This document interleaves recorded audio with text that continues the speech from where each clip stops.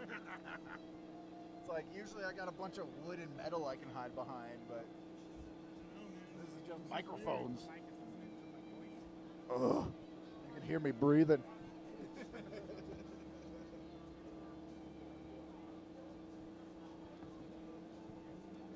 you guys want to have your phones at the ready as well, because I think Zach's getting ready to do something here soon. I like to do that.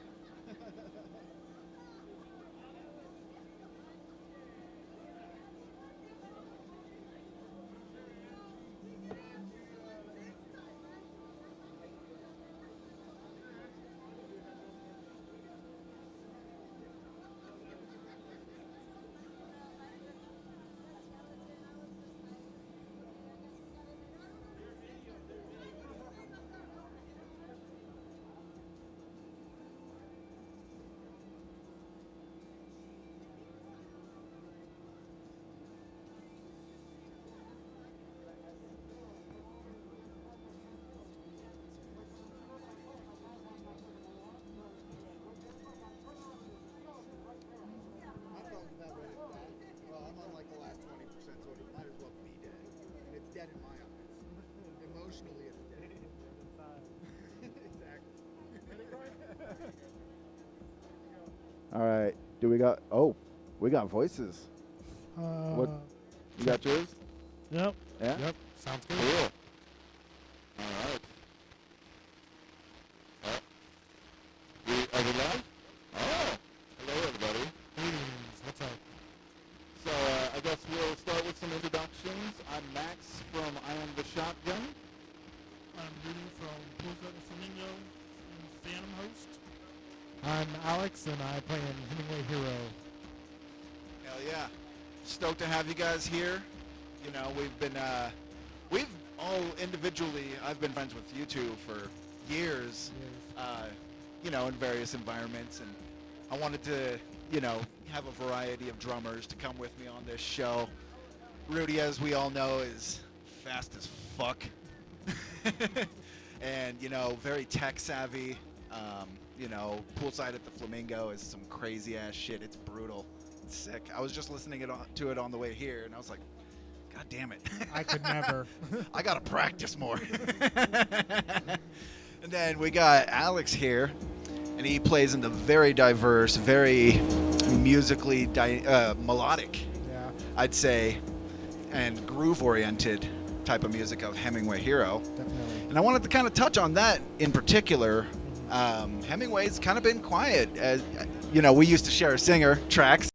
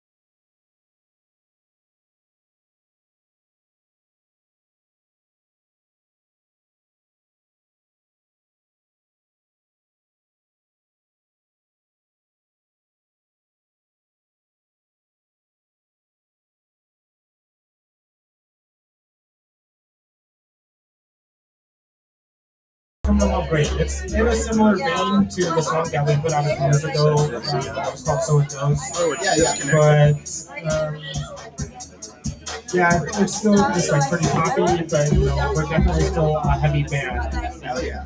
I'm sure a lot of Say that, but Well, you guys got that sick groove, dude. we grew up being heavy, and Right, we like right. being heavy. And even though we appreciate melody and melodic stuff, the heavy has our hearts. Hey, that's So, cool. Yeah, I'm Yeah. into it, dude. I'm excited to see and hear what the new material sounds like with the new vocalists, new flavors and stuff like that. It's always it's a daunting task, but it's really fun at the same time. Yeah. So, that's cool. Hell yeah. Definitely. I'm Thank glad you. to see that you're still active. Yes, you know. definitely. And Rudy, what have you been up to, man? You were supposed to have played your last show with Poolside last year, right?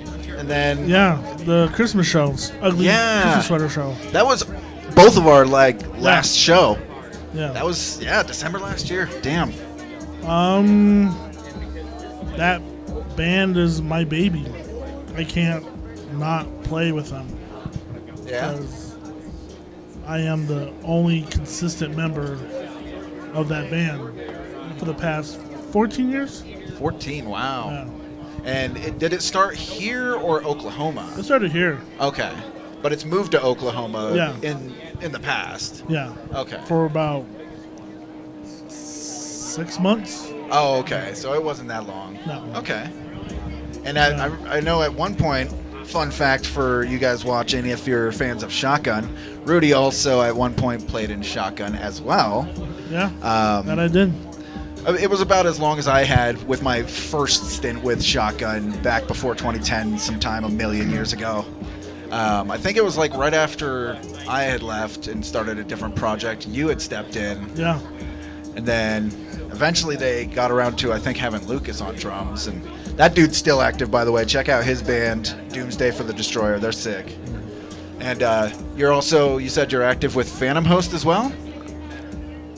Yeah, yes and no. We had something going on, and then I had some stuff going on. But as of now, they're doing stuff, but Nice. I'm kind of taking a break from that right now. Oh, okay. Well, you and Cameron kind of switch roles on that. Yeah.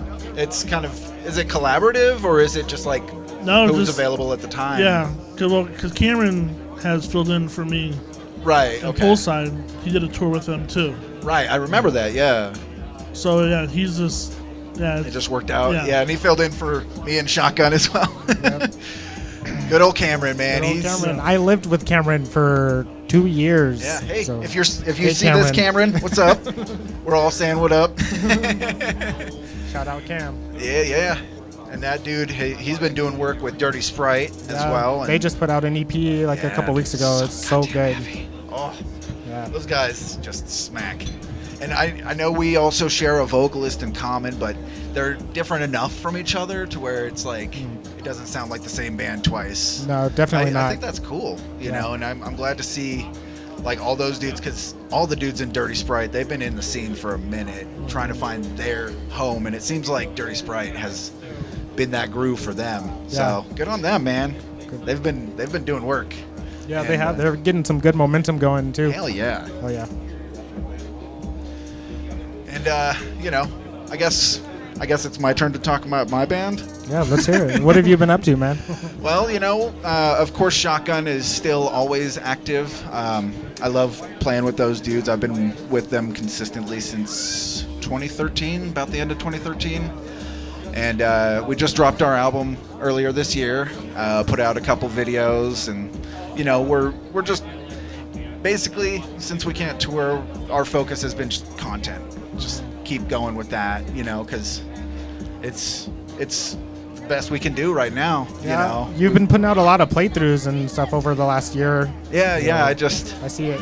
dropped that, and I'm kind of camera shy, so it's taken me a long time to like build the confidence up enough to like just be me on a playthrough. So that was nerve-wracking but fun at the same time. Like Austin Day at Altitude Audio, that dude's chill as hell. I go way back with him as well to his pop punk days, and now he's playing in Lungburn, and those guys are putting up some bangers too. And man, I'm so proud of this whole fucking scene, dude. Everybody's just putting out A-game material. It's awesome. Definitely. And you know, aside from Shotgun, I have been staying busy in another project actually that started not intentionally, but a little before quarantine started. And you know, we figured since it was a new thing, we would just delve into it. It's just a tribute band. Tribute to who? My favorite band, Fear Factory. And yeah, we've got, at this point, you know, we've been working together as a 4-piece since about January, February, give or take. Yep. And we've got about 3-4 albums worth of material like ready to go. So we're hoping that when shows kick in, you know, we can do some stuff that's a little different from what like Shotgun would play. You know, 'cause I know it's a different scene. I'm totally new to it. So if you guys are in like cover bands and stuff, like tell me what's up, because I don't know shit about that scene. Sorry. But you know, it's been exciting. It's kept me particularly sharp. You know, it's the footwork. If you guys know anything about Fear Factory, it's double bass heavy. My toms have been loving it because they've been just taking an absolute vacation. That bass is getting destroyed. Right, yeah, those kicks are just doing work and the toms are like, Usually it's kind of the opposite. There goes my earring. No, it's a half hoop. But yeah, that's basically, you know, I've been working with Jake Stern from Of Man and Machine, if you guys know that guy. And then I've got Tano from Stratagem and Conspiracy Assassins. He's on bass. And then we got this dude. He's not well established in the scene right now. He's been kind of out for. He lived overseas for a while, but. He did some work with Moth back in the day, if you know those guys. He played guitar with those guys, but he's also an incredible vocalist. He's actually from the UK, and it works well for Fear Factory material. Nice. So yeah, that's basically what I've been up to. That's good. Yeah, Working on those chops. it's fun, man. It's a workout. It's been getting rid of my dad bod a little bit. I'm trying to chip away at it a little bit. Thank you very kindly. This gentleman over here just gave me back my earring. Right. But yeah, that's you know, if you guys were curious, that's what, you know, the three of us have been up to. And yeah, the other thing that, you know, I think the three of us are kind of known for, of course, obviously, is the drumming in those projects. And we all kind of have very different setups, which is kind of exciting as well. I like that. Yeah. You've been playing, is it a D-drum kit? Yeah, so I've been playing a D-drum kit for a few years now, and I really like it. You know, it's older, so it's really light, so it's great for load-in and everything. Yeah. That's probably one of the best things about it, but it sounds great too, and it tunes up real easy. So That kick is fat, yeah, dude. it's 22 by 18, and it sounds thick. Dude, man, for real. thick. What kind of pedals do you use? I play Iron Cobra rolling glides. Nice. Those are sick. Yes. What kind of, do you use like the stock rubber beaters or? So I actually use the DW5000 Nice. beaters, but I Those are my don't use favorite, the dude. felt side. I use the plastic side, Nice. just because I like to get more Yeah. of that attack. Dude, yeah, Yeah. that explains like that fat sound that you get out of that. It's sick. Yeah. And the other thing that I particularly like about your style is your showmanship, dude. You are very entertaining to watch behind the kit because you feel it. You also play very solidly. It's not dismissing any of your playing by any means, but the way that you express yourself like behind the kit is just like, it's super entertaining. Well, yeah, drums is one of the few things that I'm good at, so I really like to do it. How long have you been playing? I've been playing now probably around 10 or 11 years. Nice. Now, I technically started playing in marching band, playing like marching snare. And, Nice. Oh, that I explains. started on bass, but it It makes a eventually lot made of my sense. way I to see snare. that marching snare. Yeah, Yeah, so that influence is definitely there. And after playing in marching band for a couple years in high school, I got a drum set at a pawn shop, and the rest is history. So Nice. that influence is definitely there in my playing, and that also stems, or kind of is where the showmanship stems from playing in marching band, and it's like a show. required, isn't it? What's up? Isn't it like required in marching band to have like X amount of like tricks that you can do during some of the like routines or drills? I think is it drills? Yeah. So I played in marching band, and I also played in indoor percussion. Nice. So it's a lot of, it's like field shows but inside, and there's just a lot of showmanship, a lot of tricks, and it's entertainment. So. Yeah, it's sick, dude. It conveys well live with the band, and you're not the original drummer of Hemingway Hero, but you've been with them a solid amount of time now, a couple years. Yeah, I'm not the original drummer of Hemingway. I think I might be the third or possibly the fourth drummer of Hemingway, but I've been playing with them now for 5 years. So far the longest running drummer of Hemingway. Hey, same. It's a good feeling, right? Yeah, feels like home. Right? Yeah, definitely. It's so nice to find that. And Rudy, man, he's had the home in Poolside for some time, man. 14 years. I'm sure you've got tons of stories to say, you know, but I want to kind of start with like kind of your background, how you got started. Pretty much from my dad. My dad played drums, and he showed me some stuff. And they bought me a drum set when I was like 5. But 5 years old, you don't know nothing. Right. So, but I didn't really get my real drum set until I was 13. That's when you started taking it more seriously. Yeah. And you were based mostly in like kind of like Longmont area, right? And that's kind of where you like built up your chops and just cut your teeth on, the music scene. Yeah. That's cool. Yeah. Hell yeah. And so you said you've been there since the beginning with Poolside. Now, how, like, I'm just curious, like, who's the second longest running member in your band? Well, the brothers, Scotty and Danny. They joined at the same time? Yeah. Oh, okay. Yeah, we were called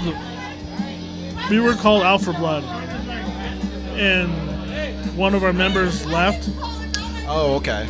So we wanted to do something different, and so we just said pick a stupid name, and that's what it came up with. Poolside Flamingo.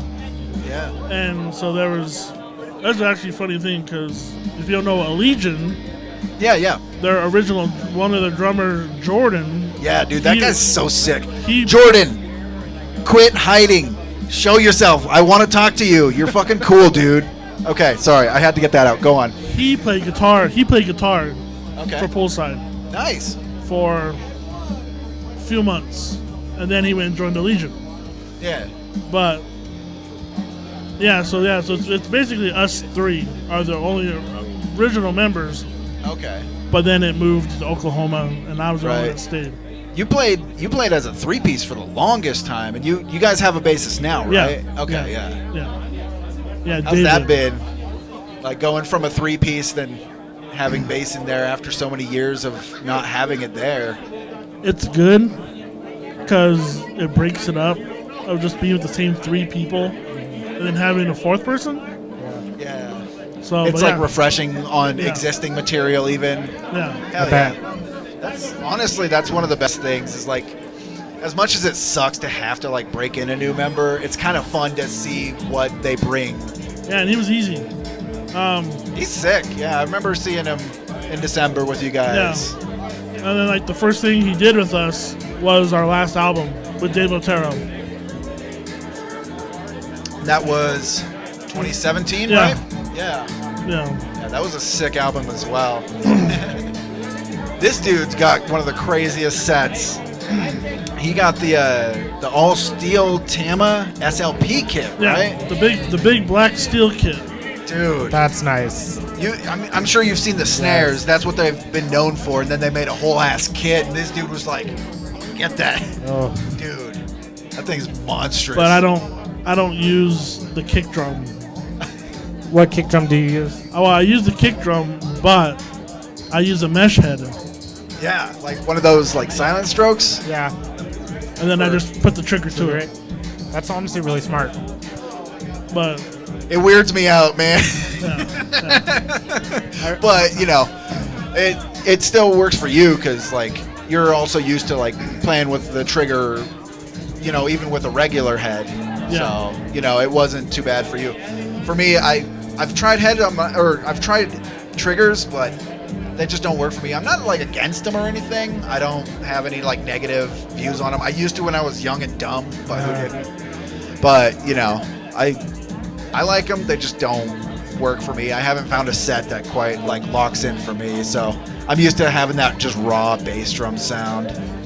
But still, either way, like the rest of the kit just sounds sick, dude. Yeah, I love it. Beefy. It's odd because it's like it's all steel, so it's a very unconventional material, like in general. And you can tune it like super low. Really? Yeah. I'm sure it's loud as fuck. Yeah, like I don't. Maybe they're like quarter turn tune, like so it's still flimsy, but Yeah. it doesn't sound dead. Nice. So it's got good resonance to it, basically. What kind of heads do you play on it? Right now they're the Evans, the EC2 clears. Nice. Excellent choice. Tried and true. Tried and true. That's what you play too, That right? is what I play. I switched between the EC2 clears and right now I'm playing with the Evans Onyx. Oh, those are fun. I like those. This is the first time that I've had them on my set, and What do you think of them? I like them. I feel like they're a lot More resonant. almost like a bouncier tone. Yeah, they are more resonant. But you know, they've been working out really great, and I find them to be they feel really durable compared to the EC2s. Not that the EC2s feel like they're skimpy, but Right. these ones feel like they'll just last forever. They are. They're like tanks of heads. I remember having one on my snare for like a million years. After a while, it sounded like shit, so I just like cranked it like a fucking table. I'm surprised it never broke. For me, as far as heads, I'm also an Evans guy. I like the EC2s, but I've been brown. Like, you know, Evans has so many different types of heads. So I try to like test out different types of heads with different shells. Yeah. And I've noticed every shell reacts differently. So, you know, I've got, if you guys remember that band Come Forth by Day, I've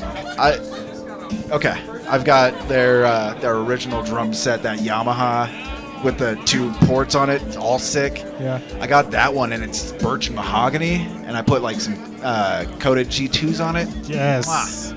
Sounds gorgeous, dude. It doesn't need nothing to it. Awesome. But then I've also got my PDP kit, which you guys have seen with the wood hoops. It's really thin maple shell. It's really bright, really resonant. So I put like the hydraulics on that. Surprisingly enough, it works really well because it's like, instead of it making it dead because they're super ringy, it's actually just a really dark, still very loud, audible sound, which I really dig. That's sick. So yeah, you know, it's fun. Anyway, I think we've hit about the cap of our time. Sorry to cut it short, but thank you guys for tuning in. Thank you. Thank you, Rudy, Alex, you guys are awesome. Thanks for coming by and, you know, hanging out with me. Table of 3, you know. Yeah. Always good to see you guys. We're probably going to be chatting more, so if you happen to be near Trailside and you want to talk more with us, feel free to pop by. You know, there's going to be some bands playing as well, so, you know, feel free. Say what's up. Thank you.